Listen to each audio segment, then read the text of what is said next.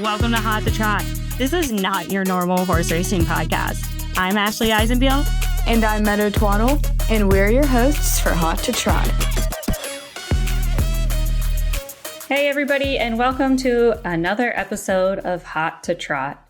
And it is getting to be that time of year where everything in horse racing, no matter if you're thoroughbred or harness, we are amping up. It is April and everything is in full swing. Tracks are opening up. Harris is now open. So out of Pennsylvania's 6 racetracks, 5 are open and racing live. I love it. It's my favorite time of year. Yeah, we're also on the road to the Kentucky Derby. The Derby is on Saturday, May 3rd, and there's one more prep race before that, the Lexington Stakes at Keeneland. That is the last prep race that will take place before the Kentucky Derby. And 2 of the big horses that we're watching are Tappan Street and Sandman. I'm really excited. I like Sandman a lot.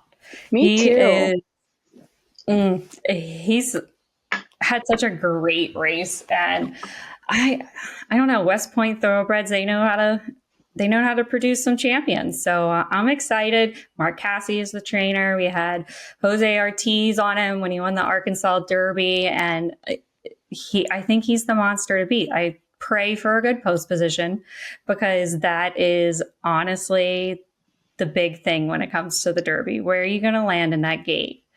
There's a lot of horses. So we'll see. Fingers crossed for a good post position for Sandman.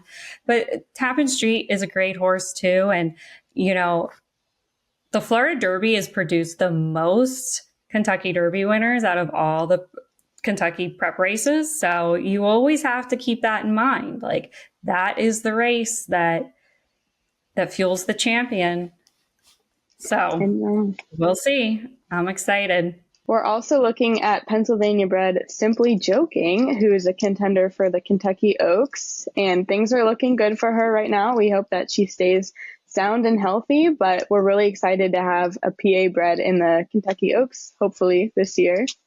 Yeah, last I looked, she was like 9th on the leaderboard with points. So she's definitely a good contender for that race and a good horse, and PA bred, like you said, from Villar.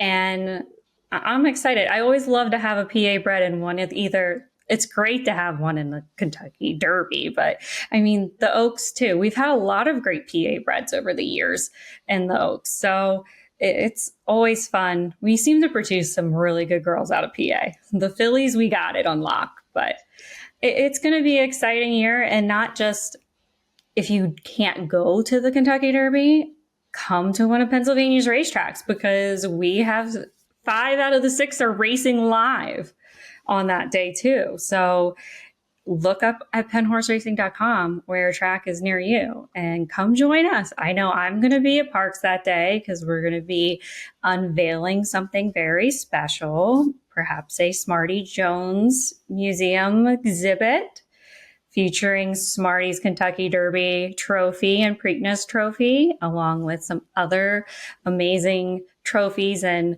photos and a whole plethora of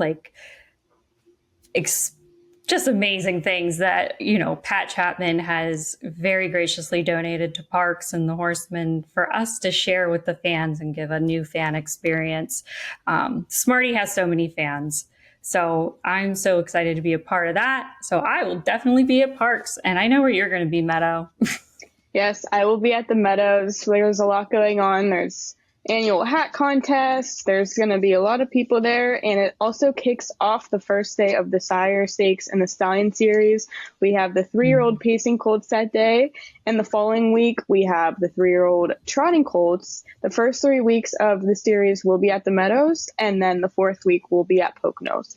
But I will be at the Meadows on Derby Day. I'm very excited. They always put on a good show, so I'm really looking forward to everything that's coming in the next few weeks. It's going to be busy, but it's going to be a lot of fun. This is what we wait for all year long. So, you know, it's here and I'm looking forward to it. We're going to be rolling right into that season because right after Kentucky Derby, we'll just talk about it now. Our special guests with the National Thoroughbred League, they're actually going to be in Maryland on May 10th at Pimlico right weekend before Preakness, because we're rolling into that Triple Crown season. They have a great event. Plan on being there, of course, because we all know Pimlico's my old stomping grounds. It's close. It's in the backyard. We'd say Pimlico's in my backyard and Penn National's in my front yard, because I'm kind of sandwiched right in between those two tracks. But yeah, and then they're also going to be out at Parks racing for Father's Day. What better day to spend with Dad than to take him out to the National Thoroughbred League, event at Parks? And they have so much cool stuff going on. I'm super excited to be there that day too. So my summer is like scheduled. Yeah, I don't know. absolutely. The National Thoroughbred League was a really fun thing to learn about. I really didn't know much about it until I talked to these guys. We talked to Bob Doherty and Tom Lute, who are part of the National Thoroughbred League, and they have done a really impressive job with their organization and the competition that they've come up with. But most importantly, they're getting fans out to the tracks, and they're getting fans involved, and they're getting people that might not have access to horse racing or knew nothing about it involved in something that we really love. And they're doing really great work. I think it's really important to emphasize the crossover that they're trying to achieve with the different sports teams, and also like the locations. Like, they're very strategic with their events and the themes and the locations. Like with the Philadelphia and Parks racing, they've really honed in on the Eagles. Philadelphia has such great Eagles fans. Of course, they're Super Bowl winners. I can't say we, because we all know I'm a Maryland girl. So they have such a great fan base with the Eagles. So when I went to one of their events last year, it was in October, and I heard about it and I showed up. I was like, I'm not even telling anybody I'm coming. I'm just coming. I want to see what this is all about. And I got to meet so many fans of the Eagles that had never come to a racetrack before, didn't understand. And just kind of talking to people that were there, I was just trying to feel like, why did you come? Like, how did you hear about this? And then they wanted to hear about who I was and what I did. And I ended up just like helping this group of guys learn how to read the form and bet. And they had a great time, and still communicate to these guys to this day on Instagram and stuff. But yeah, I think it's really a really great way to reach a new audience, bring in sports enthusiasts, because horse racing, we're a sport, and we're a really fun sport. It's just getting over our learning curve, which I feel like the guys at the NTL have a good grasp on that, and understanding of that is a big challenge for our industry. And they're not sweeping it under the rug like some do and saying, well, what do you want us to do? The form's too hard.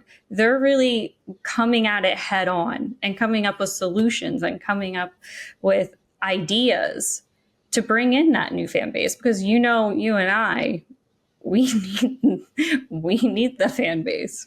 I want to still be working in horse racing in 10 years. I don't know about you, Meadow. Oh, yeah, absolutely. I couldn't imagine myself anywhere else. And one of the biggest curves is getting people to the track, just getting people physically there. And these guys do a really incredible job of that. I loved learning about everything that they offer, and I'm really excited for our viewers to hear about it as well. Me too. So hope you guys enjoyed this interview with the National Thoroughbred League, and thank you for listening in.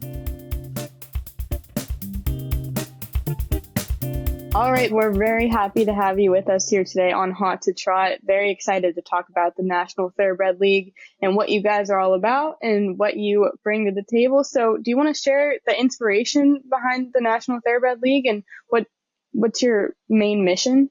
Absolutely. And Meadow and Ashley, thanks for having us. We're thrilled to be here and grateful for all you guys do for horse racing. The story is truly one of those classic Silicon Valley stories. I was sitting up in Woodside, California, in the heart of Silicon Valley, next to a guy named Randall Lane, who became my co-founder. And Randall is the editor of Forbes magazine. And we were sitting around, and he lives up in Saratoga. I have a place in Del Mar, and we were sharing our love of thoroughbred horse racing and also our love of sports and team sports. And we were sitting there saying, why in the world is thoroughbred horse racing not more popular?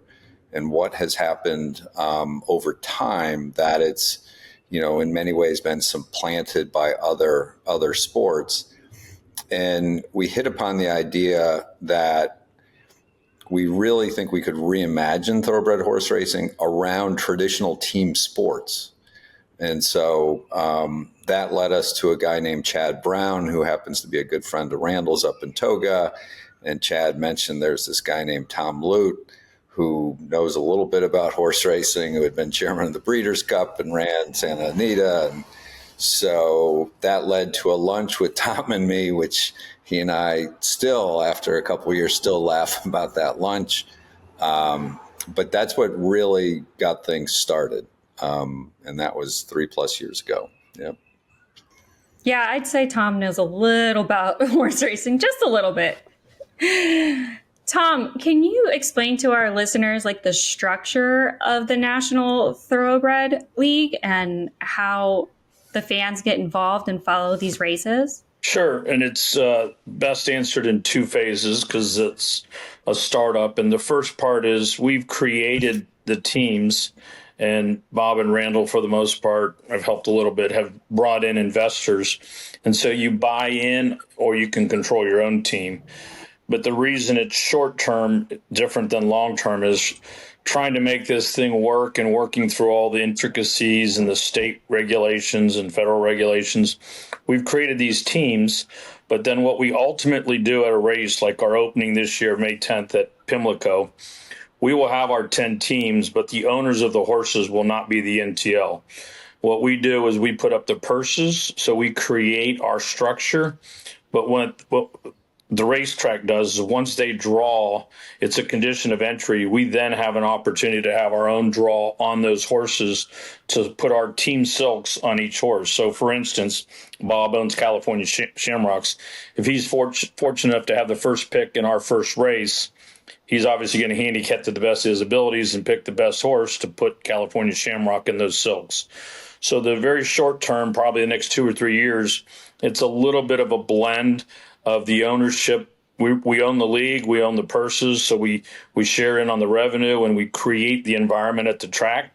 But ultimately, we will have more of a Breeders' Cup concept where we have our own day and all of our own races and our horses. But as you can imagine, it'd be like trying to create the NFL from scratch and having 1 year right out of the box. So we've done a modified version. And so, obviously May 10th is a big day for us. We have Lamar Jackson as our lead owner of the Maryland Colts. It's the first Saturday after the Derby, right between the Derby and the Preakness. It's going to be a great event. Governor Moore's behind it. So ultimately, the structure is, yes, we create a racing theme. We do it currently on a current race date, and we're part of the event. So our major focus is crowds and enthusiasm and recreating that excitement. As Bob mentioned earlier, when he and Randall first started talking, why is that gone away? Well, there's probably 10 hours we could spend talking about that. So what we're going to do is just conquer that. So we're creating what we call, special days. We're going to try to eventually get it to maybe once a month.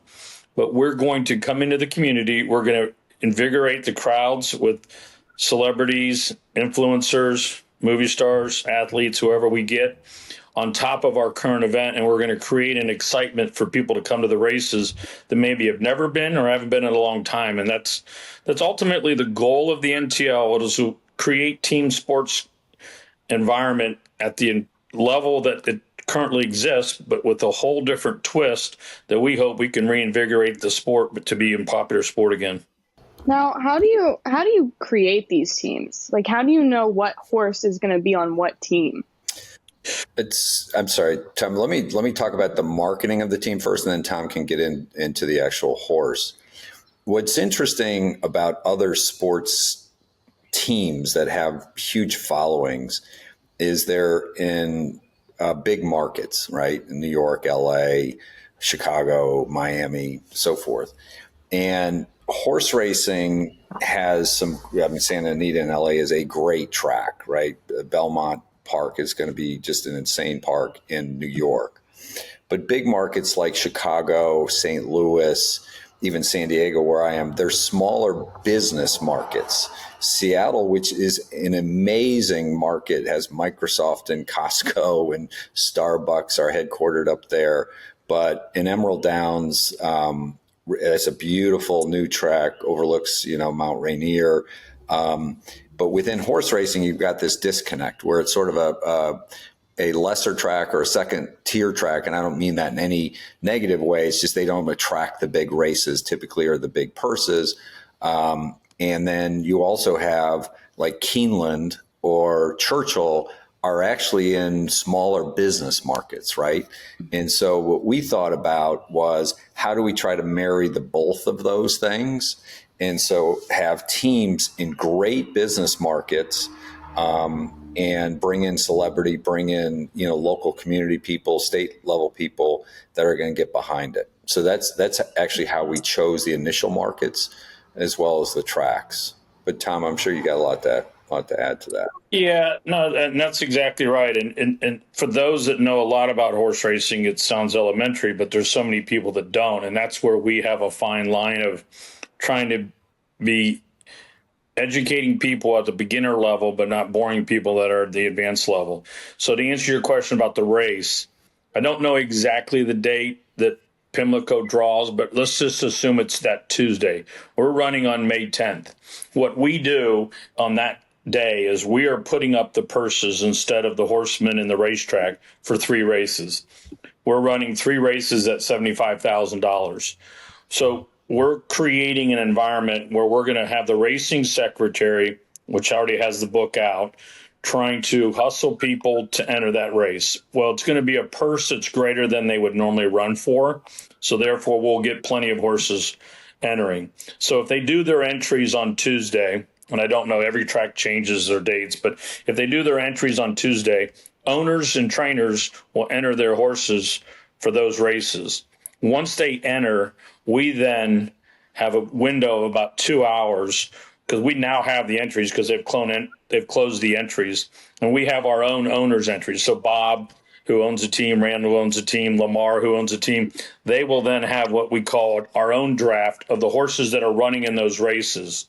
And that's where they get to pick the horses that they run in their silks. It'll still be run in the ownership of the guy that owns the horse, but they'll run in the silks of the NTL team. So that's how we do that at this current time. Until we physically own all these horses, we kind of just borrow them, I guess would be the best way to use it. So the owner wins because they run for more money than they normally would. The NTL wins because we're branding our logos, we're branding our name, and we're branding our events. It makes sense trying to make a team, but of course, like you guys are going so national with this, it would be hard to take those same circuit of horses to all these different racetracks across the country. And then once again, they're just kind of racing each other. You want a broader field, kind of like a Breeders' Cup, like you said, like qualifiers types. I get it. Yeah, actually, exactly. And again, trying to think about how other sports like the NFL, why are they so successful? And it boils down to 3 things. There's a sense of community. There's who the stars are, and then you know what's going on. And so I'm from Cleveland. My 94-year-old dad is a huge Cleveland Cavaliers basketball fan. They play tonight. If they win, my dad will call me out on the West Coast, acting as if he owns the team, coached the team, played in the game. But there's that insane sense of community around a team sport. And that's why, a guy like Lamar Jackson, who plays for the Ravens, Baltimore is going to be a huge crowd because all of those people, that community that follow the Ravens, are going to follow the Colts for the Maryland Colts. And then the sense of stars is, I live in Del Mar, and everybody on this call are well educated in the horse business, so this is an unfair question. But at a typical cocktail party in Del Mar, I'll go out and I'll make a bet. I'll say, hey, I'll give anybody $100 if you can name 3 horses that are running right now. And truly, I'll get Secretariat, Man of War, these horses that are amazing athletes but haven't run for 50 years. And then the third thing is, we want to simplify the betting to turn it into a sports bet so that you can bet that Tanya Tucker's Nashville Dreams that weekend she's going to beat Dr. J's Philadelphia Stallions. That's a great sports bet. You can do an over under on the points and the whole thing. And so that's really that's our mission, is to get people to buy into a community, really start to follow some of our stars, and then start to bet on our races, not just the parimutuel way, but also in a sports bet. I know Meadow is really excited. Meadow's so excited about the Tanya Tucker Nashville team. She wishes she could go. I do. This whole thing really excites me because this is my first year working with thoroughbred horses. I don't come from a thoroughbred background. I come from harness racing, and something like this does not exist in harness racing. So when I first heard about what you guys do, I was so interested in hearing about it. I'm just like, I'm so impressed that you guys have something so exciting going on in your sport. And I really would like to keep up with it and attend some of the events. But I saw on social media this morning you guys dropped your 2025 schedule for the summer. So you're visiting some big cities, Baltimore, Nashville, Philly. What can fans expect from the events that you have going on there? As far as the events, it's probably the most exciting part about this, but it's very difficult because, Meadow brought up, she's excited about this. The team concept and the events is exactly what we are. For the naysayers out there trying to figure out what we're up to, so many people are like, Tom, what's the hidden secret here? I said, there's no hidden secret. We're trying to recreate the next generation of excitement for horse racing. And so the team concept is so important because, unfortunately, as we all know, great horses get retired too early or they don't run enough. And so when Bob brings up community, it's a very long-term project. But the truth is if you like picking on Meadow, because she's a big fan of Tanya Tucker, she's going to root for Nashville. That's great. And we want her to follow Nashville the rest of her life, no matter how many different horses Tanya's team trades in and out, because that's become reality with free agency in sports anyway. So that's something that's happening whether we like it or not. And so we're developing that. Getting into the events, that's probably the one thing that we thrive on, the importance. And I hate to just keep picking on it, but it's our first event.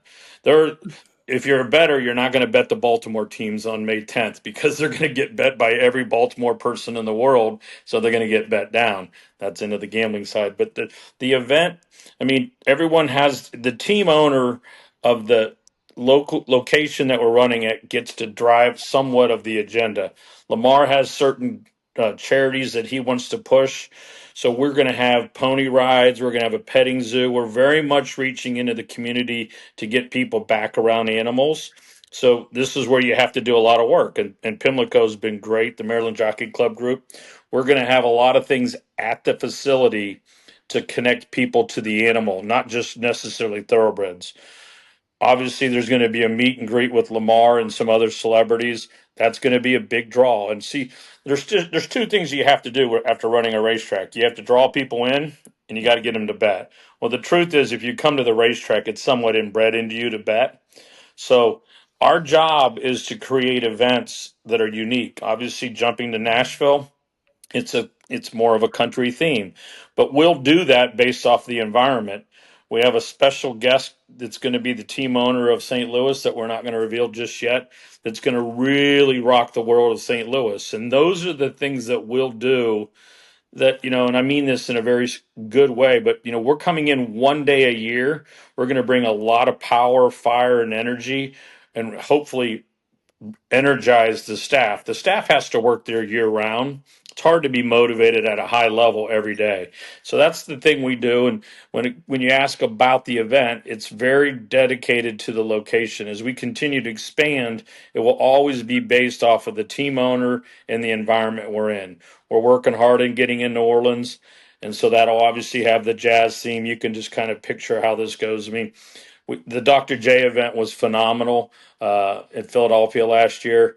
We had some great pictures with jockeys standing next to him. And then because of the team ownership there's a very diverse group of guys. They were very tied into the Philadelphia Eagles. So we had a lot of the retired Eagles. that will blow up even bigger this year since we went ahead and rigged it and had them win the Super Bowl. So that'll even make it better for next year. But the theme thing is strictly based off the location. We will be different at every location. Well, of course, we work with parks, but I am a Baltimore girl at heart. I worked at Pimlico for over 7 years. So I've born and raised Maryland, but the Philadelphia one was the first NTL event I got to actually go to, and I was saying it was such a great experience. I saw these fans come; they were really there to see their Eagles players. But I started talking to them; they started asking questions about the race. Helped them place some bets, showed them how to put it in on the self teller machine, and guy won $56. He follows me on Instagram to this day and constantly is like, "When you going back to parks, girly? Like, I want to meet you. Got to give me some more winners."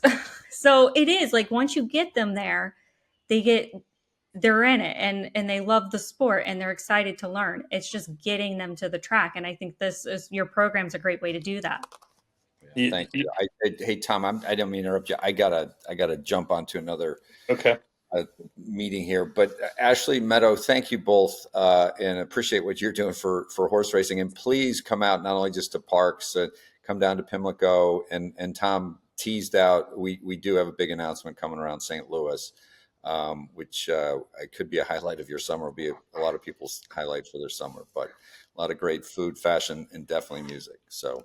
Thank you. We'll be there. Sounds good, Bob. Thank you. It was nice to meet you. All right, Tom, you got us. You're in the hot seat for real now. Yeah, no, but I think what you just brought up is really important to understand. It, after being in the business this long and then running a racetrack, it is the hardest thing in the world is to get people there. It's just not an easy venture. It's very expensive. When you look at what goes on, I'm very tied into sports and betting. If you look at what's gone on over the last 3 years of FanDuel, for the most part, and DraftKings buying their customer base with rebates or special deals, it's a very, very expensive way to accumulate customers, and that's what challenge the racetrack has, and that's one of our big tasks. We want to come in, and your Philadelphia story is a great example, exactly what we're trying to do. Whether they come to meet Dr. J or the Eagles or their best friends just said please come, it doesn't matter. You got to get them on the track, and then you got to show them a good time, and then the community can reach back out to them for the next 364 days of the year. And that's the beauty of where we're a partner with the track. We're not a competitor, we're a partner. We're trying to bring people to the track. And I saw it all the time at Santa Anita. Periodically, I would go sit at the exit gates and you just talk to people when they're leaving. And if they have a smile on their face, you got a great shot of them coming back. But it's hard to get them to the track. Every town has its own issues, location of tracks, timing of things. You think about it, racing goes on sometimes, or not sometimes, but during the week it's from 1 to 5. Well, that's because back in the day that was okay, but it's a different world now. So there's so many challenges. You have to embrace them, figure them out, and conquer them. You can't just bury your head in the sand and say we can't do it. And that's what we're doing. And it's not an easy task by any stretch of the imagination. Well, you kind of lead in really well to my next question.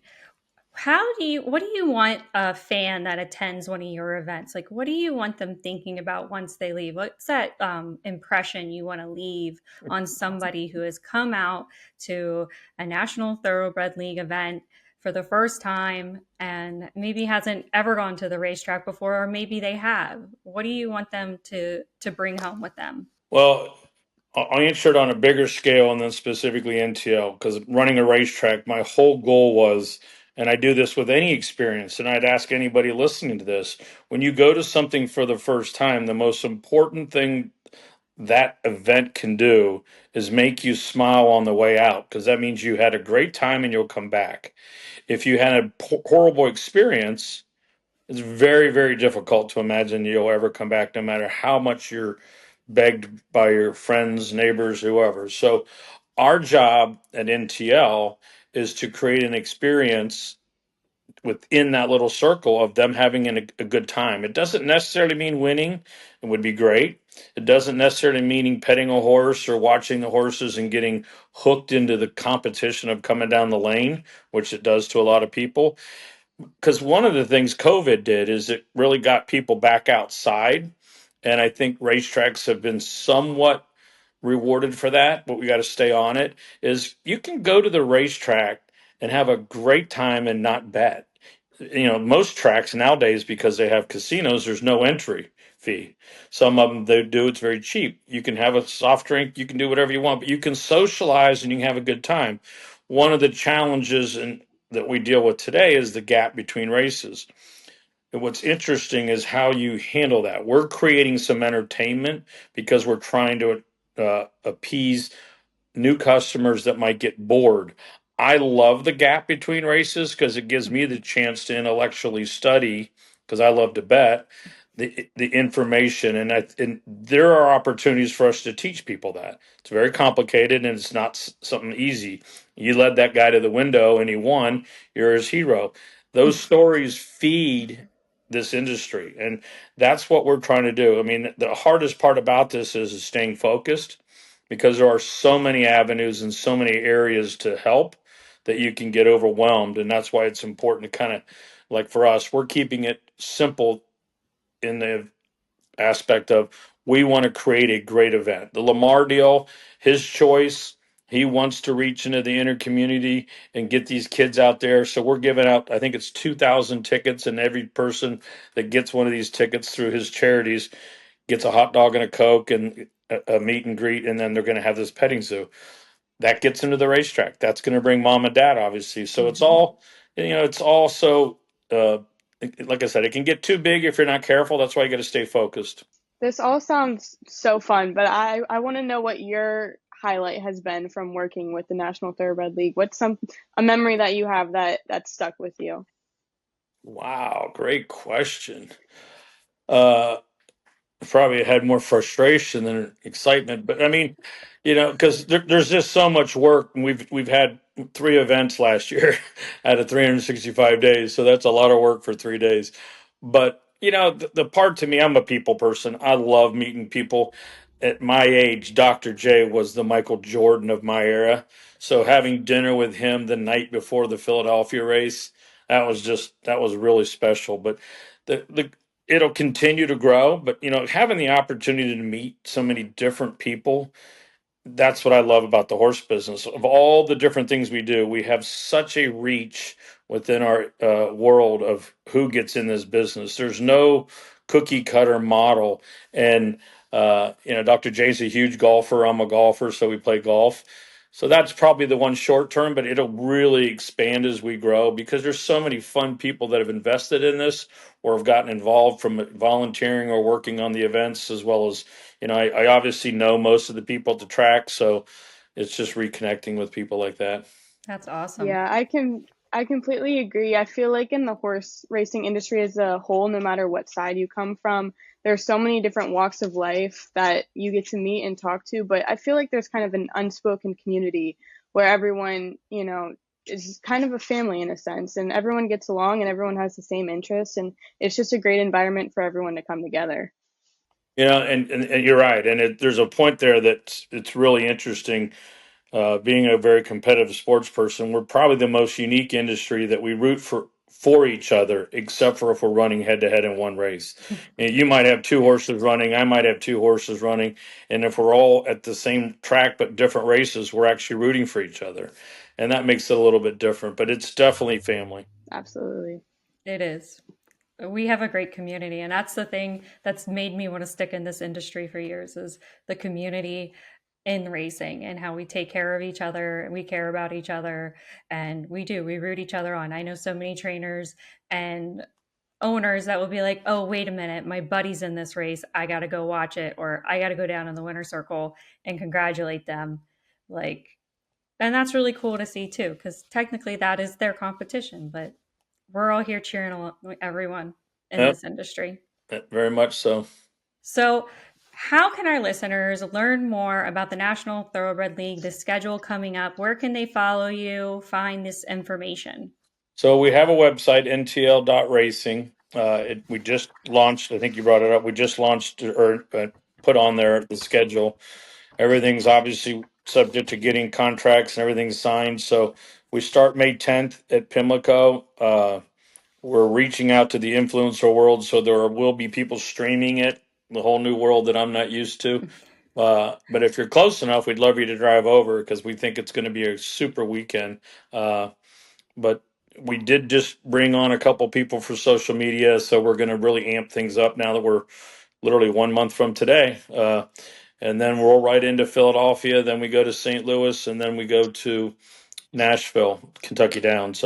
We condensed our schedule this year for purposes of some of the owners and investors thought it would make sense because we really want to expand bigger into 26. So we want to end that's Labor Day weekend in Nashville, Kentucky Downs, and then we'll roll out even a bigger schedule next year. So get on that website, read our social media, follow us, and most importantly, invite people and tell people about it. As you know, the industry, probably more so than any, is fed based off of fellow people in the sport because it's not the easiest sport to just jump in a car and go to. You got to go with somebody. And so we really count on, the industry selling the industry. Speaking of that, if you're in horse racing or new to it, go to penhorseracing.com. We have a great how-to section of our website, how to read a form, how to place a bet online or in person. We have videos, all that at penhorseracing.com because we got it. That's our, mission is to bring the new fans in and teach them how to be involved in the industry, if that is betting or just even understanding what the poles on the track mean or what the, parameters of a race are. So, and the racing form. Super important. Our racing form can be challenging to a newcomer. So what do all those little numbers mean? Hey, listen, it's the biggest challenge in the world. I tried different things, and one of the things I did at Santa Anita, I got in trouble for it because there's always so many rules and regulations. But with your entry, we gave everybody a pick six ticket.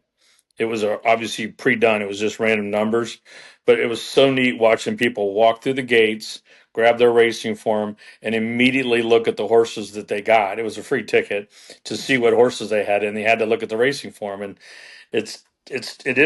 to me, it's the greatest challenge once you do learn it to understand it, and it gives you a fair chance to compete because you're competing against your fellow gamblers, not a machine. I love it. It's a great game to be in, but Yep. we're going to throw you in the hot seat and Meadow's going to kick us off. So on Hot to Trot, we ask you a couple random questions that have nothing to really do with horse racing. Okay. Just random questions. So we're going to kick it off with Meadow. What do you got? Okay, this first one has just a little bit to do with horse racing. Which celebrity would you love to see own a racehorse? Tiger Woods. Oh, That would be a good one. very interesting. I like that. My nephew's a golfer, so I just like figured that. he's got the greatest following, so I figured that would help our sport. Probably. Would you rather hit the pause button on life or the rewind button on life? Wow. Well, I've been very blessed. I've had a great life. We've all would probably do some things different, but I'd say pause just because I've had a great experience. Aw, I love it. If you were given a chance to explore either the ocean or outer space, which one would you choose? The ocean. Yeah, why? I'm a water guy. Okay. I'm a water guy. I like the boat. Do you like to fish? I do. I fish with friends. I'm not really a fisherman. I just love being out on the water. Mm-hmm. All right. I know Randall and Bob aren't on here, but this is your chance to answer a question that they're probably going to be very interested with your answer. So you three are going to a local carnival. Which one of you is going to win the pie eating contest? Which one of you is going to throw up after the tilt-a-whirl? And who is going to win the giant bear with the ring toss? Randall is the pie eating contest. Bob throws up, and I win the toss. That was so quick. Yeah, that was quick. You had it ready. All right, I'm going to the carnival then with you because I want the big bear. Well, that does it. That's our hot seat, and you survived. So let's have a little fun. That was fun. That was great. Thank you so much for joining us here on Hot to Trot. We really appreciate you and Bob coming out today. And we're super excited to come see you guys at Parks Racing on Father's Day and enjoy all the National Thoroughbred League events happening. I think me and Meadow need to revisit our travel schedule and make sure we can attend all of them. You might even see me in Nashville. Can't lie. I want to see Tanya Tucker. Listen, she's spectacular. I spent an evening with her, but I can't thank you guys enough. I mean, your generation is the future, and your passion and your commitment to this is everything we need, and I can't thank you enough, and I'm here to help in any way I can. Thank you so much. And you have a great day, and we'll talk to you guys soon. All righty. Thank you. Take care. Bye-bye. Thanks for listening, and thank you to the Standardbred Breeders of Pennsylvania for sponsoring Hot to Trot. We'll see you next time.